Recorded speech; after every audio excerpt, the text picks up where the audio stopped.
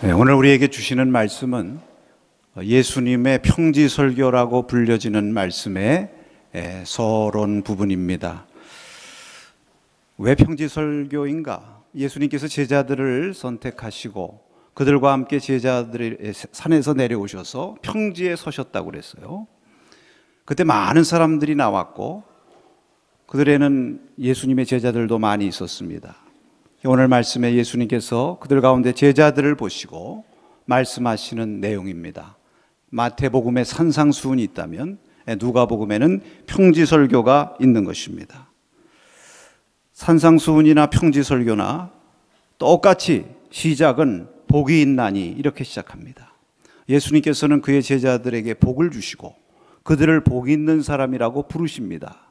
주님께서는 그의 사랑하는 제자들이 복받기를 원하십니다. 이것이 주님의 가장 첫 번째 되는 관심인 줄로 믿습니다. 특별히 오늘 말씀에 보면 누가복음에는 네 부류의 사람에 대해서 말씀하면서 복이 있다고 하시는데요. 가난한 자들, 또 지금 배고픈 자, 또 지금 우는 자, 그리고 예수님으로 말미암아 미움을 받고 박해를 받고 버림을 받는 그러한 사람들이 복이 있다.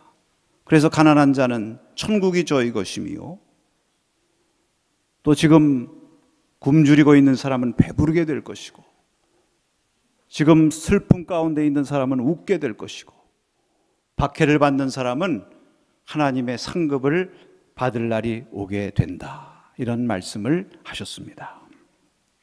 여러분, 오늘 이 시간에 이 복이 있나니 이 말씀 속에 담긴 예수님의 메시지 우리가 한번 듣기를 원합니다. 또 우리가 오늘 부활주일을 맞이해서 이 부활주일에 주시는 말씀도 우리가 함께 나누기를 원합니다. 여러분, 이 예수님의 말씀 복이 있나니라고 하는 이 말씀은 무엇보다도 그의 제자들을 위로하시는 말씀입니다. 오늘 20절 말씀을 우리 한번 같이 읽도록 하겠습니다. 예수께서 눈을 들어 제자들을 보시고 이르시되 너희 가난한 자는 복이 있나니 하나님의 나라가 너희 것임이요. 아멘. 여러분, 여기 말씀 보면 지금 이 말씀은 누구에게 하신 것입니까? 자기에게 나와 자기를 따르는 제자들에게 하신 말씀입니다. 그런데 여기 특별히 우리가 주목해야 될 단어가 하나 나옵니다. 그것은 무엇이냐면 너희라고 하는 말입니다. 우리가 산상수훈의 말씀과 비교해 보면 산상수훈에는 이 너희라고 하는 말이 나오지 않아요. 그냥 심령이 가난한 자는 복이 있나니 또 애통하는 자는 복이 있나니 이렇게 말씀하고 있는데 이 누가복음의 말씀을 보면 너희라고 반복해서 나와요. 오늘 20절에 여기 말씀 봐도 한 문장 안에 너희 가난한 자는 복이 있나니 하나님의 나라가 너희 것임이요. 이렇게 두 번씩이나 반복하고 그 이후에 계속해서 6번이나 이 너희라고 하는 말이 오늘 본문에만도 반복되는 것입니다. 그러니까 다른 사람이 아니라 너희가 복이 있다. 이 주님 앞에 나와 주의 말씀을 듣고 주님을 따르는 그들이 복이 있다는 것이죠.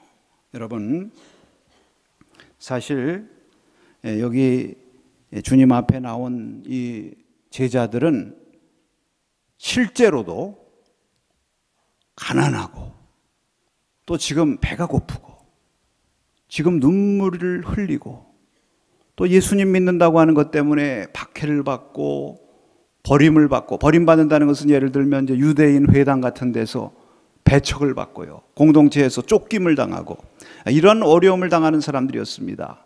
그래서 그러한 사람들을 그 당시에 부르는 말이 있어요. 암하레츠. 이 기득권층에서 이런 하층민들을 가리켜서 땅의 백성들이다, 이렇게 평가절하해서 불렀습니다. 그러니까 여러분, 이 예수님 앞에 나온 사람들은 참 지금 힘든 사람들이에요. 예수님은 그런 너희들이 복이 있다, 이렇게 말씀하는 것입니다.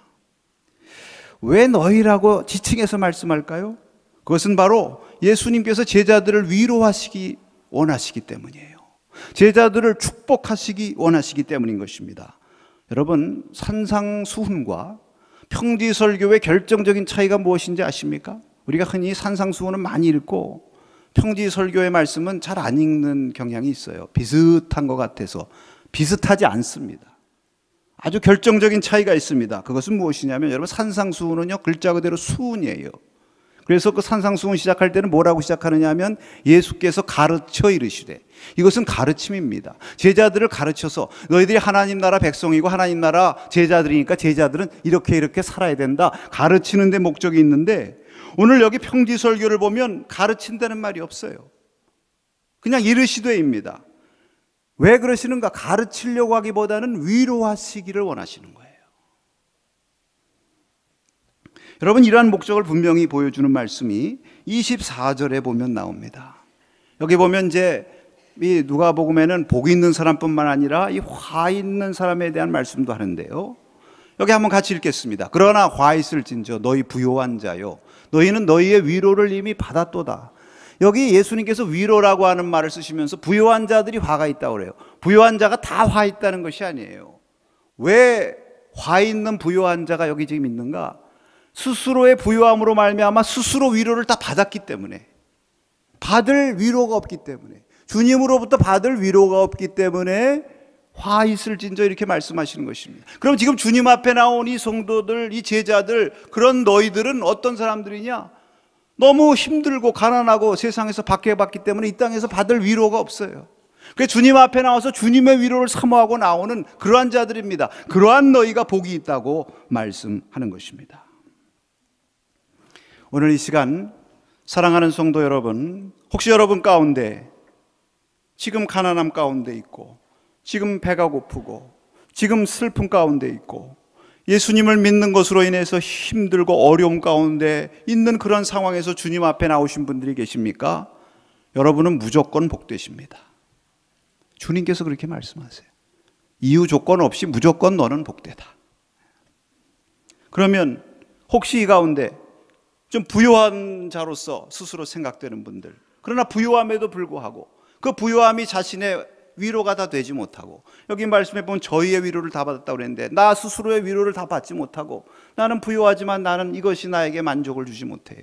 이 부요함이 나에게 위로를 주지 못해요. 나는 주님의 위로가 더 급합니다. 나는 주님의 위로를 더 원합니다. 그렇게 나오신 여러분에게도 주님께서 위로하시는 줄로 믿습니다. 여러분, 예수님께서 그 앞에 나오신 제자들을 보실 때 무엇을 보셨을까요? 저들이 무엇이 필요한가? 그 힘든 사람들한테 무엇이 필요해요? 그 힘든 사람들 놓고 뭐 가리키겠어요? 아니죠. 위로와 축복이 필요한 것입니다. 여러분, 예수님께서 그들을 보셨다는 말 속에 이것이 포함되어 있어요. 왜냐하면 성경에 예수님께서 그의 제자들을 보셨다고 할 때 항상 나오는 얘기들이 있습니다. 마태복음 9장 36절 보면 이런 말씀이 있어요. 무리를 보시고 불쌍히 여기시니 이는 그들이 목자 없는 양과 같이 고생하며 기진함이라. 그 무리를 보시면요, 불쌍한 마음이 들어요. 예수님 그 앞에 나오는 제자들 보시면 늘 동정하는 마음이 생겨요. 요한복음 6장 5절에 보면 이런 말씀이 있습니다. 함께 읽겠습니다. 예수께서 눈을 들어 큰 무리가 자기에게로 오는 것을 보시고 빌립에게 이르시되 우리가 어디서 떡을 사서 이 사람들을 먹이겠느냐 하시니, 여기 보니까 예수님께서 눈을 들어, 오늘도 눈을 들어 보셨다는데, 눈을 들어 제자들이 나오는 것을 보시는데 딱 나오는 것을 보시면서 무슨 마음부터 드십니까? 이 많은 사람들이 오니까 내가 저들을 가르쳐야 되겠다, 그런 마음 드시지가 않고 저들에게 무엇을 내가 좀 먹여야 되겠다. 여러분이 먹이려고 하는 마음이 무슨 마음이죠? 제가 뭐 몇 번 말씀드렸습니다만 제가 우리 할머니하고 오랫동안 살았습니다. 저희 아버님 목회하시면서 여기저기 파송받아서 다니시면서 할머니하고 살았는데, 할머니의 기억 속에 제가 있는 거는요, 어디 갔다 들어오면 일단 먹을 것부터 주세요. 네. 조금 있다 들어오면 또 먹을 것 또 주세요. 한동안 집에 갔다가 몇 달 만에 할머니한테 가도 일단 만나면 먹을 것부터 갖고 나오세요. 손 좀 먹이고 싶은 거죠. 이 먹이고 싶다는 것은요, 사랑하는 마음이고 동정하는 마음이고 불쌍히 여기는 마음입니다. 예수님께서 제자들을 보실 때에 이 지금 여기에 나와 있는 이 제자들은 무엇이 필요하냐? 물론 교훈도 필요하죠. 하나님 말씀 잘 배우고 또 잘 깨달아야 주님의 제자로서 길도 잘 가니까. 그러나 그거보다 먼저 저들에게 필요한 것은 위로가 필요하다. 저들의 입장과 저들의 처지에 대한 따뜻한 공감과 이해가 필요하다. 그래서 저들을 이해하시는데요. 그래서 어떻게 말씀하십니까? 천국의 귀한 진리를 가르쳐 주시기 전에 먼저 너희가 천국의 사람들이다, 이렇게 인정해 주시는 것입니다. 저들의 지금 형편, 그 있는 그대로, 저들이 지금 가난하고 줄이고 슬프고 박해를 받고 있으면 그 있는 것을 기억하시면서 있는 그대로 너희가 복되고 천국이 있다면 너희 같은 사람들을 위해서 있는 거지. 이유 설명 없어요, 여러분. 해석도 없습니다. 어떤 분들은 그래요. 평지설교보다 산상수훈이 훨씬 심오하다고. 사실 어떻게 보면 그래요. 왜냐하면 산상수훈에는 가난하다는 말 앞에 무슨 말이 있습니까? 심령이 가난하다. 여러분, 심령 하나 거기다 붙여놨는데 얼마나 심오해지는지 몰라요. 그거 가지고 100가지 해석이 가능합니다. 또 우리가 생각할 때 심령이 가난해. 그래, 심령이 가난하면 겸손해가지고 더 자기 의지하지 않고 하나님만 의지하고 죄를 고백하고 주님께 더 가까이 나가니까 그렇지, 그런 사람이 훌륭한 사람이고 당연히 천국 가야지, 이렇게 생각하잖아요. 근데 본문에 보면요, 그런 해석 없습니다. 네, 그런 조건도 없어요. 너 지금 가난하고 너 슬프구나, 너는 무조건 천국 사람이다. 왜? 천국에서야 내가 위로받지 이 땅에서 위로받을 수 있겠니? 오늘 주 앞에 나오신 여러분을 향해서 주님께서 무엇을 먼저 말씀하실까요? 너 오늘 주 앞에 나와, 내 앞에 나와서 예배드리니까 너 이렇게 해라, 그렇게 가르치실까요? 저는 아니라고 생각합니다. 먼저 여러분들에게 주님께서 너는 복된 사람이야, 내가 너를 위로하고 싶구나, 여러분을 먼저 위로하십니다. 제가 여러분 이 시간 가르치고 싶지 않아요. 왜? 주님께서 그렇게 하셨으니까. 저도 여러분에게, 여러분이 복된 분이고 여러분을 사랑하고 축복합니다. 여러분을 위로합니다. 위로의 메시지를 드리고 싶어요. 저는 마태복음 11장의 28절 이하의 그 유명한 주님의 말씀 읽을 때마다 너무 은혜를 받습니다. 수고하고 무거운 짐진 자들아 다 내게로 오라, 내가 너희를 쉬게 하리라. 이어 나는 마음이 온유하고 겸손하니 나의 멍에를 메고 내게 배우라, 그리하면 너의 마음이 쉼을 얻으리라. 저는 이 순서에 주목합니다. 저 같았으면요, 나는 마음이 온유하고 겸손하니 내게 나와서 배워라, 그러면 너희가 쉼을 얻을 것이고 내가 너희에게 쉼을 주리라, 이렇게 말씀했을 것 같아요. 그런데 주님께서는요, 먼저 수고하고 무거운 짐진 자들아 다 내게로 와서 쉬어라, 쉬라는 얘기부터 먼저 하시고 그 다음에 나에게서 배우라. 근데 그것도 배우는 것도 왜 배우라고 하시는 거예요? 배우면 너희가 쉼을 얻으리라. 내 멍에는 가볍기 때문에. 할렐루야. 당시에 유대교의 랍비들, 서기관과 바리새인들은요, 사람들이 나오면 일단 가르쳐요. 율법을 가르칩니다. 그래서 율법에 이렇게 돼 있으니까 이거 지키면 너 복을 받고 너 이거 지키지 않으면 너 벌 받아.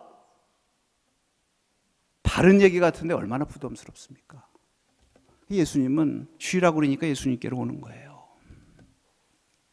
여러분, 오늘 부활주일입니다. 우리가 부활주일을 맞이하면서 부활의 소식이 무엇입니까?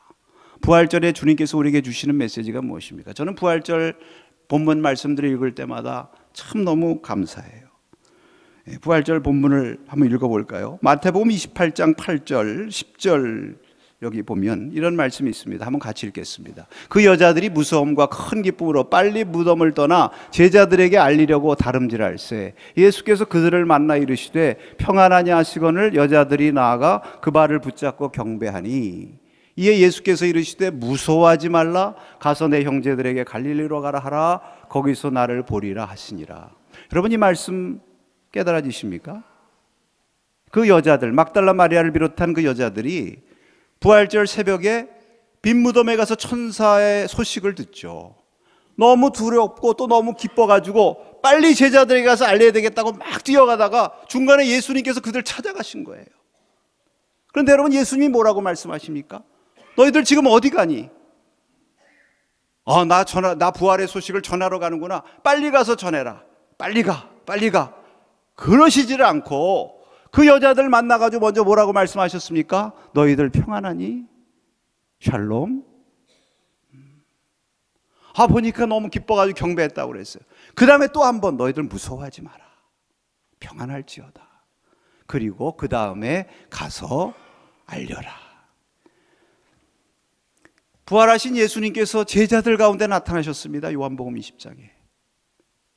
그들이 두려워가지고 문 걸어 잠그고 다 모여가지고 있는데 거기 나타나셔가지고 주님께서 뭐라고 말씀하셨습니까? 너희들 여기서 왜 이러고 있니?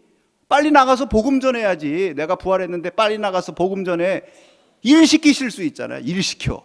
네. 그런데 그렇게 하지 않고 뭐라고 말씀하셨습니까? 너희에게 평강이 있을지어다. 평강이 있을지어다 하고 하신 말 다음에 어떻게 합니까? 자기의 옆구리와 손, 그 못자국을 다 보여주세요. 그들에게 믿음 심어주시고 그들의 마음 편안하게 해주시고 그들을 위로하시기 위해서.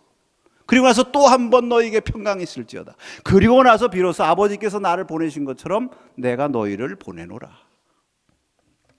요즘 세상에서는 일부터 시키려고 자꾸 뭐면은 뭐 해라. 네, 여러분 그것도 중요하지만 정말 우리에게 무엇이 필요합니까? 하나님의 백성들에게 무엇이 필요합니까? 위로가 필요해요. 위로가 필요해요. 주님께서는 그런 형편을 아시고 오늘 주님 앞에 나오신 저와 여러분들을 향해서 먼저 너희에게 평강이 있을지어다. 너희가 복이 있다. 너희 조건 이런 거 안 따지고 너희가 나한테 남았으니 너희가 복이 있다. 오늘 주님의 위로의 말씀을 들으시기를 축복합니다. 여러분 이 말씀 복이 있는 아니하니 말씀 또 보면 이 말씀은요 좋아지고 보상받을 때가 있다는 약속의 말씀입니다. 상황의 역전을 말씀하시는 약속의 말씀입니다. 여기 21절 말씀을 한번 보겠습니다. 21절 같이 한번 읽습니다. 지금 줄인 자는 복이 있나니 너희가 배부름을 얻을 것이요 지금 우는 자는 복이 있나니 너희가 웃을 것이요. 누가복음 평지설교의 특징은 무엇이냐면 대조입니다.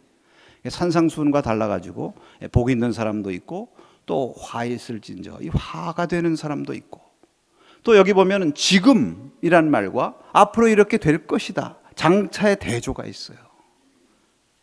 여러분 지금 배고픕니다. 지금 슬픕니다. 그런데 그것으로 끝나면 너무 불행하죠. 그런데 주님 말씀하십니다. 내가 지금 배고프지만 배부를 때가 온다. 내가 지금 슬프지만 웃을 때가 온다. 너 지금 박해받고 버림받고 욕먹고 있지만 그것으로 인해서 그 누구도 받을 수 없는 하늘의 놀라운 상급을 받을 때가 온다. 할렐루야. 그러니까 너희가 복이 있다는 거예요, 여러분. 좋은 때가 온다. 다 보상받을 때가 온다. 여러분 지금 계절적으로 참 좋은 계절입니다. 여러분 우리 교회 마당 얼마나 좋습니까? 오시면서 엔조이 하셨습니까? 네, 꽃도 피고 파릇파릇 금세 나무에 순이 돋아나고요. 너무 좋잖아요. 그런데 여러분 항상 이렇게 좋은 때만 있나요? 불과 몇 주 전만 해도 날씨가 춥고 여기에 나무들이 다 황량하고 시즌이 있잖아요. 추울 때가 있는데 그 추울 때가 언제 모르게 지나가서 이제 좋은 봄철이 돼서 부활 주일에 이렇게 새로운 생명이 약동하는 그러한 계절이 왔단 말입니다, 여러분. 우리가 길을 갈 때도 항상 좋은 길만 있나요? 어떤 때는 또 가다가 구부러진 길을 만날 때도 있고 또 터널을 들어갈 때도 있고 그러나 또 그 터널이 다시 끝이 나서 환하게 대로가 열릴 때도 있고 여러분 인생도 시즌이 있는 것입니다. 고난의 시즌이 있고 슬플 때가 있고 배고플 때가 있고 괴로울 때가 있고 욕먹을 때가 있고 그러나 여러분 그것으로 다 끝난다면 얼마나 안타까워요. 그러나 주님 말씀하십니다. 지금 너 힘들고 어려우니 그러나 앞으로 좋을 때가 온다. 할렐루야. 그것이 복된 것 아닙니까? 사랑하는 성도 여러분, 주님의 약속의 말씀입니다. 시편 23편 5절에 보니까 참 제가 좋아하는 말씀 가운데 하나예요. 우리가 좋아하고 늘 애송하는 말씀이죠. 한번 우리 같이 읽겠습니다. 주께서 내 원수의 목전에서 내게 상을 차려주시고 기름을 내 머리에 부으셨으니 내 잔이 넘치나이다. 다윗의 고백입니다. 그 원수 대적의 공격으로 말미암아 얼마나 많은 고통을 겪었습니까? 그런데 이제는 주님께서 그 원수의 목전에서 내게 상을 차려주시고 기름으로 내 머리에 바르라 주신대요. 여러분, 그 당시에 이 풍습이죠. 누가 귀한 손님이 오면 그 귀한 손님에게 발 씻을 물을 드리고 그 다음에 기름을 머리에다 이렇게 부어줍니다. 어떤 기름을 부어주느냐에 따라서 그 손님을 귀하게 대우하느냐가 결정되는 거죠. 뭐 그냥 좀 그래도 흔한 감담료 이렇게 뿌려드리면 그것도 잘 대접하는 것이요. 그거 안 하는 사람들도 있으니까. 거기다 향유, 한 여인이 예수님에게 향유를 그냥 통째로 그 발에다 부어드렸다 그러는데 향유를 부으면은 최고로 대우하는 거죠. 근데 그거 보통 누구한테 시키느냐? 종한테 시킵니다. 그런데 오늘 다윗은 뭐라고 고백해요? 주님께서 친히, 그것도 원수의 목전에서, 그 내가 고통당하고 나를 그렇게 심히 괴롭혔던 그 원수 앞에서 내게 기름을 부어주십니다. 무슨 기름을 부어주십니까? 평안의 기름을 부어주시고 승리의 기름을 부어주시고 존귀의 기름을 부어주시고, 할렐루야, 넘치도록 부어주신다. 고통당할 때가 있었는데 이제 주님께서 친히 나에게 기름을 부으셔서 내가 이렇게 영광을 받고 존귀해질 때가 돌아왔으니 얼마나 주님 감사합니까? 그런 말씀이죠. 여러분, 우리의 삶 가운데도 이런 때가 있지 않습니까? 얼마나 힘들 때 모든 것이 안 풀리고 몸이 아프고 관계가 어긋나고 자식들은 속색이고, 미안합니다, 우리 교회 자식들은 속 안 색입니다만 그래도 또 속은 또 색이고, 여러분, 그럴 때 낙심하지 마세요. 주님께서 말씀하십니다. 지금 힘든 자들 복이 있다. 왜?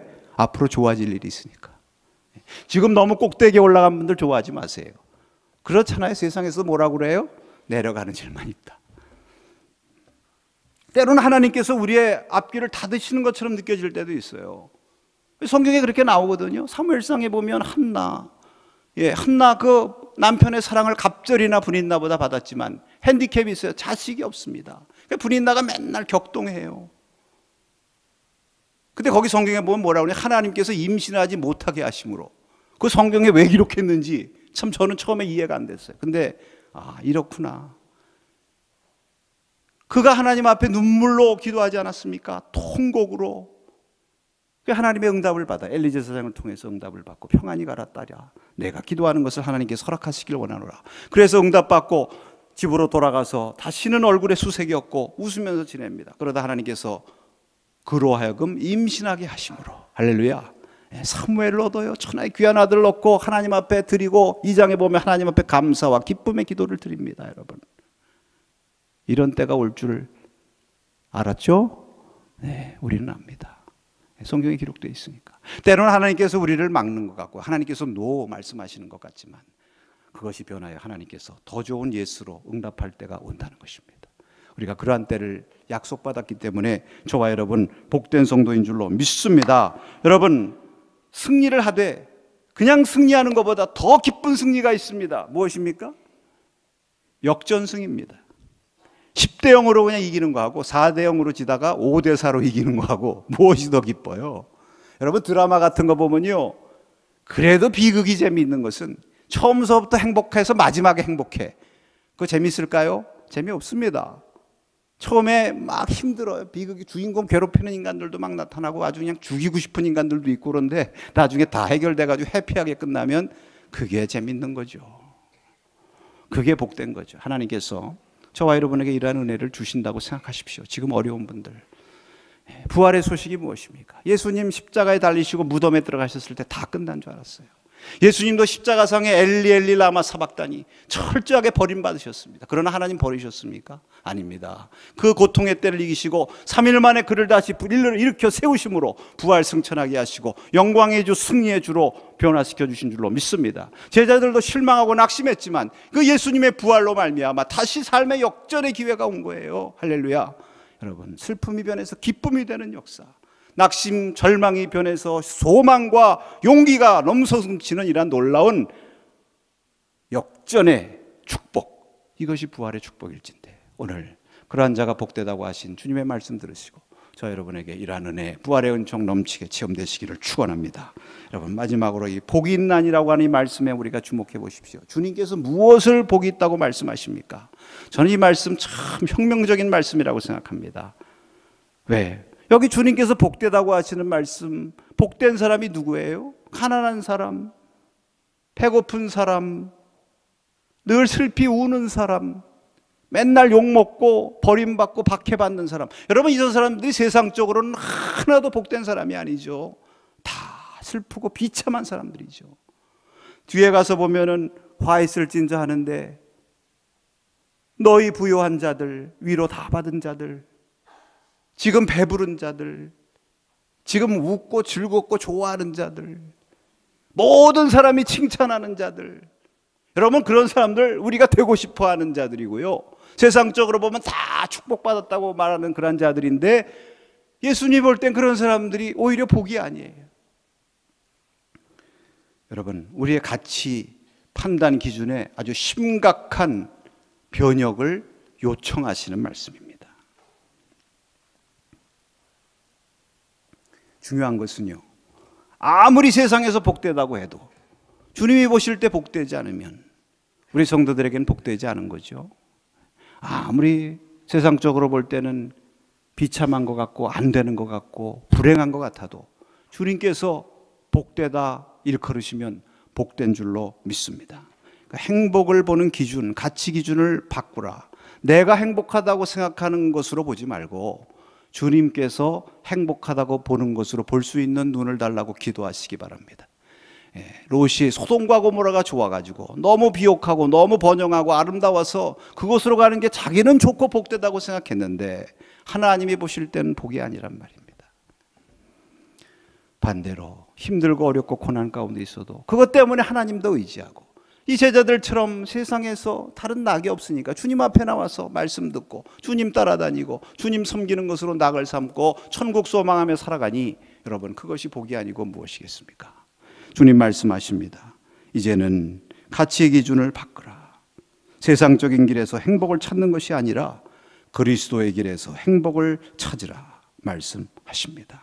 사랑하는 성도 여러분, 오늘 우리에게 부활, 거룩한 기쁨과 축복을 주신 것도 바로 그러한 진정한 행복, 진정한 생명, 진정한 하늘나라의 가치를 우리에게 새롭게 회복시켜 주시기 위해서 오늘 부활의 이 기쁜 소식, 이 부활절 저와 여러분에게 허락하시고 주님 앞에 나와서 예배드릴 수 있도록 축복해 주신 줄로 믿습니다. 오늘 주님의 말씀 들으십시오. 오늘 주 앞에 나와서 예배하는 너희가 복되도다. 너희가 지금 어렵고 힘드냐? 좋아지는 때가 곧 온다. 그리고 무엇보다도 내가 복되다고 하는 그것을 붙잡고 나가라. 그것이 진짜 너에게 생명이고 부활이고 하늘나라의 축복이다. 이 말씀 붙들고 승리하시기를 축원합니다. 기도하겠습니다.